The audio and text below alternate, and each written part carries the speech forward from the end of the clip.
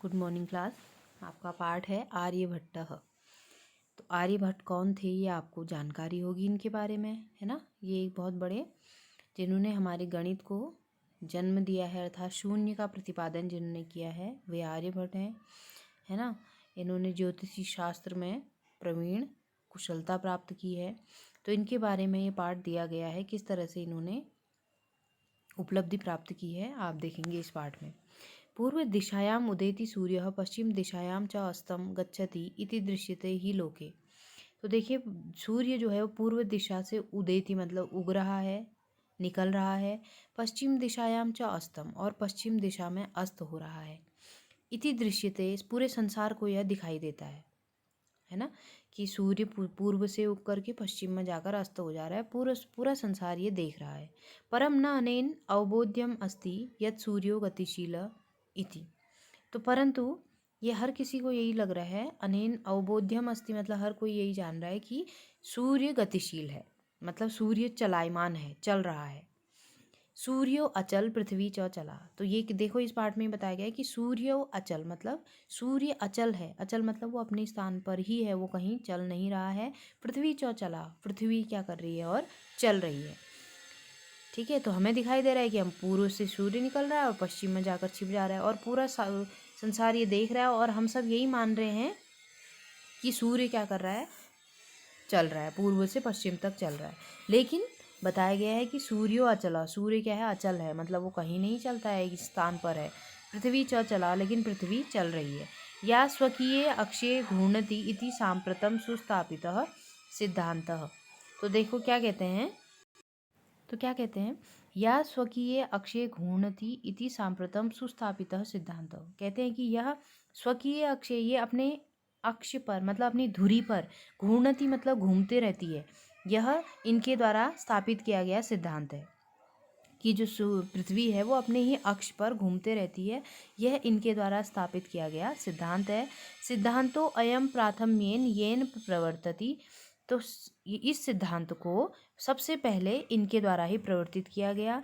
स आसीत, वो कौन थे, स आसीत वह कौन थे, महान गणितज्ञ, बहुत बड़े गणित के ज्ञाता, ज्योतिर्विच ज्योतिर्शास्त्र में प्रवीण आर्यभट्ट।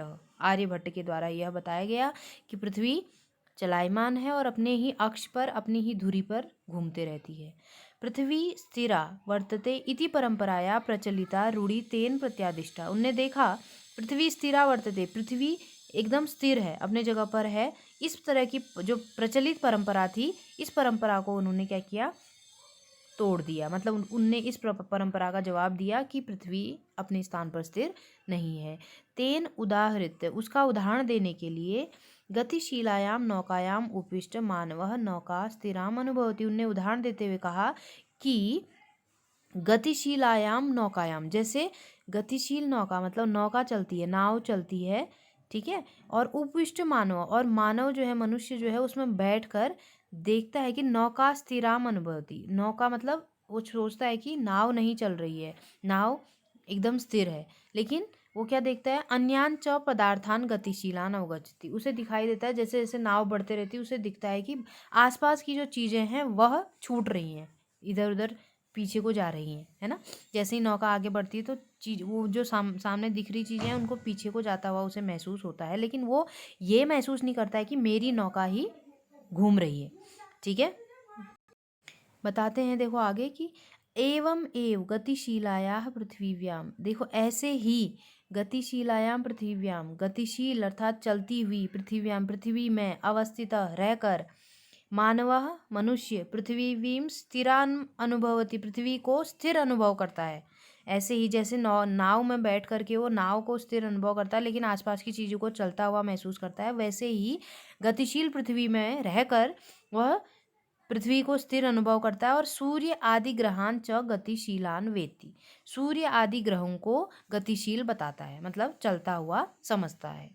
ठीक है, 476 तमे 476 तमे ख्रीष्टाब्दी, मतलब इतनी ईस्वी को, 476 ईस्वी को, षट सप्तत्य अधिक चतुशततमे वर्षे, यही चीज़ बताई गई है किसमें, संस्कृत में 476 को कहा गया है कि षट सप्त अधिक चतुर्शततमे मतलब 476 वर्ष में आर्यभट्ट जन्म लब्धावनीति तेन विरचिते आर्यभट्टीयम इत्यस्मिन् ग्रंथे उल्लिखितम। तो इतनी ईस्वी को इनका जन्म हुआ था, यह उन्होंने अपने ही द्वारा रचित आर्यभट्टीयम नामक ग्रंथ में उल्लेख किया है कि उनका जन्म 476 ईस्वी में हुआ था। इस बात को उन्होंने जन्म लिया था, यह उनके द्वारा रचित आर्यभट्टीयम नामक ग्रंथ से में उल्लिखित है। ग्रंथोऽयं तेन त्रयोविंशतितमे वयसि विरचितः। यह जो ग्रंथ है, यह ग्रंथोऽयं, इस ग्रंथ को उन्होंने त्रयोविंशतितमे मतलब 23 साल के वयसी उम्र में रचित कर लिया था। ऐतिहासिक स्रोतों भी ज्ञायते यत् पाटलिपुत्रम निकषा आर्यभट्टस्य वेदशाला आसीत्। तो ऐतिहासिक स्रोतों से पता चलता है, इतिहास के स्रोतों से यह ज्ञायते मतलब पता चलता है कि पाटलिपुत्र के निकट, निकषा मतलब निकट, समीप, आर्यभट्ट की वेदशाला आसीत, प्रयोगशाला थी। वेदशाला मतलब जिस जगह पर वो प्रयोग किया करते थे। ठीक है। अनेन इदम अनुमीयते यत् तस्य कर्मभूमि पाटलिपुत्रम एव आसीत। इससे यह अनुमान लगाया जाता है, अनुमीयते मतलब इससे यह अनुमान लगाया जाता है कि उनकी जो कर्मभूमि है वो पाटलिपुत्र ही थी। ठीक है। इससे यह अनुमान, अनुमीयते का मतलब होता है अनुमान लगाया जाता है कि तस्य कर्मभूमि, उनकी कार्य करने की जो भूमि थी वो पाटलिपुत्र ही थी। आर्यभट्टस्य योगदानं गणित ज्योतिषा संबद्धम वर्तते यत्र संख्यानाम आकलनम महत्वम आदधाति। देखो आर्यभट्ट का जो योगदान है वो गणित ज्योतिषी में से संबंधित है। ठीक है। यत्र संख्यानाम आकलनम महत्वम आदधाति की संख्याओं का जो आकलन है वो बहुत महत्वपूर्ण है। आकलन मतलब होता है उनकी गणना करना, तो इसमें उनका योगदान बहुत महत्वपूर्ण है। आर्यभट्ट फलित ज्योतिष शास्त्रे न विश्वसीति स्म। आर्यभट्ट जो है वो फलित ज्योतिषी शास्त्र में विश्वास नहीं करते थे। तो कई लोग जो थे ना, आर्यभट्ट का जो फलित द्वारा दिया गया जो ज्योतिषी शास्त्र था उस पर विश्वास नहीं करते थे। गणितीय पद्धता कृतम आकलम आधृत्य एव तेन प्रतिपादितम यद ग्रहणे राहु केतु नामकौ दानवो नास्ति कारणम। देखो क्या, गणितीय पद्धत्या कृतम, गणित की पद्धति को करने के लिए आकलनम आधृत्य एव, आकलन करना बहुत जरूरी है। तेन प्रतिपादितम यद, उन्होंने प्रतिपादित किया कि ग्रहणे, ग्रहण मतलब जो ग्रहण लगता है, जो ग्रहण लगता है उसमें राहु केतु नाम के दानवों कोई कारण नहीं रहते। मतलब कहा यह जाता था उस समय कि ग्रहण इसलिए लगता है ताकि राहु और केतु जो राक्षस हैं उन राक्षसों द्वारा कुछ कार्य किया, ऐसा काम किया जाता है कि जिससे सूर्य और चंद्रमा में ग्रहण लग जाता है। तो ये उस समय पर प्रचलित था। लेकिन गणितीय पद्धति के द्वारा उन्होंने आकलन के द्वारा गणना करने के बाद यह प्रतिपादित किया कि जो ग्रहण लगता है उसमें राहु और केतु का कोई भी कारण नहीं रहता है। तो उनने बताया फिर तत्र तु सूर्य चंद्र पृथ्वी इति त्रीणि एव कारणानि। उसके लिए राहु केतु कारण न होकर के कौन कारण है, सूर्य चंद्र और पृथ्वी, ये तीनों ही उसके कारण है कि ग्रहण लग जाता है। कैसे लगता है, सूर्यम परितः भ्रमत्या पृथ्व्या, सूर्य के परितः मतलब चारों ओर, भ्रमत्या मतलब घूमकर, पृथ्वी चंद्रस्य परिक्रमा पथेन संयोगात ग्रहणम भवति। अगर परिक्रमा के राह पर चंद्रस्य मतलब चंद्रमा का संयोग हो तो ग्रहण हो जाता है। सूर्य के चारों ओर घूमते समय पृथ्वी और चंद्रमा का आपस में क्या हो, संयोग हो। संयोग का मतलब होता है अगर वो एक दूसरे के सामने आ जाए तो ग्रहण हो जाता है। कैसे होता है, यदा पृथ्वीव्याम छायापातेन चंद्रस्य प्रकाश अवरुध्यते। जब, यदा मतलब जब, पृथ्वीव्या छायापातेन पृथ्वी की छाया से चंद्र से प्रकाश, चंद्रमा का प्रकाश अवरुद्ध हो जाता है, बंद हो जाता है, ठीक है, रुक जाता है, तदा चंद्रग्रहणम भवति, तब चंद्रग्रहण हो जाता है। क्यों, कैसे होता है, जैसे सूर्य चंद्रमा को प्रकाश देता है तो इसमें क्या होता है कि सूर्य और चंद्रमा के बीच में पृथ्वी आ जाती, तो उस कारण से चंद्र को प्रकाश नहीं मिल पाता है, इसलिए ग्रहण हो जाता है।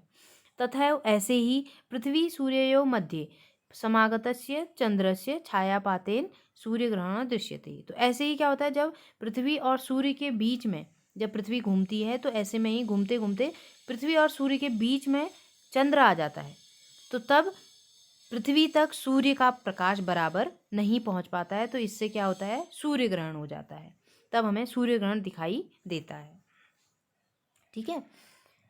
समाजे नूतनानां विचाराणां स्वीकारणे प्रायः सामान्य जना काठिन्यम अनुभवति। कहते हैं कि समाज में नूतनानां मतलब नए विचारों को स्वीकारणे मतलब स्वीकार कराने के लिए प्रायः हमेशा सामान्य जना काठिन्यम अनुभवति, जो सामान्य लोग हैं वो क्या करते हैं, कठिनता का अनुभव करते हैं।